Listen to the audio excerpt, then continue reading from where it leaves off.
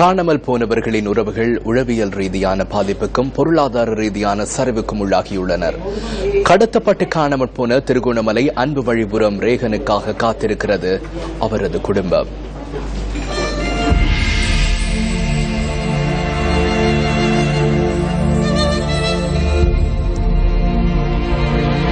திருகோணமலை அன்பு வழிபுறத்தை சேர்ந்தவர் செபஸ்டியன் தேவி.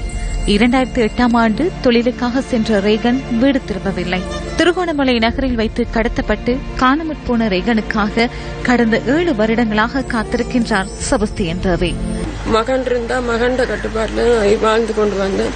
மகனை 2008 3ஆம் மாசம் 19ஆம் தேதி கடத்திட்டு போயிட்டாங்க. ஆரண்டுங்களை தெரியாது கடத்தி கொண்டு போயிட்டாங்க. ரேகனுக்கு 5 சகோதரர்கள். வீட்டில் மூத்த பிள்ளை அவன். அவனது உழைப்பை நம்பியே ரேகனின் குடும்பம் வாழ்ந்தது. ரேகன் காணாமல் போனதோடு தந்தை நோய்வாய்ப்பட்டு இறந்து போனார்.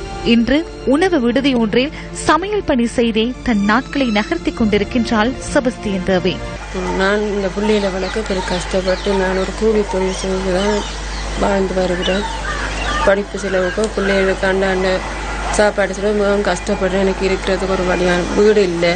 பொருளாதார நெருக்கடியால் ரேகனின் சகோதரர்கள் கல்வியை விட்டு இடைவிலக வேண்டிய நிலைக்கு தள்ளப்பட்டனர். ரேகன் காணாமல் போனதோடு வீட்டின் பொருளாதாரம் வீழ்ச்சி அடைந்ததுடன் இந்த குடும்பத்தின் மகிழ்ச்சியும் காணாமல் போனது. என் மகனை மிக எங்க இருந்தாலும் கண்டுபிடிச்சு கொடுத்தா எங்களுக்கு மிக நிம்மதியா இருக்கும். ஆனா மகன் வரும் மட்டும் எங்களுக்கு கண்ணீரும் வருமா காத்து கொண்டு தான் இருக்கின்றோம். என்று ஒரு நாள் ரேகன் திரும்பி வருவான், குடும்பம் மீண்டலும் என காத்திருக்கின்றாள் செபஸ்டியன் தேவி.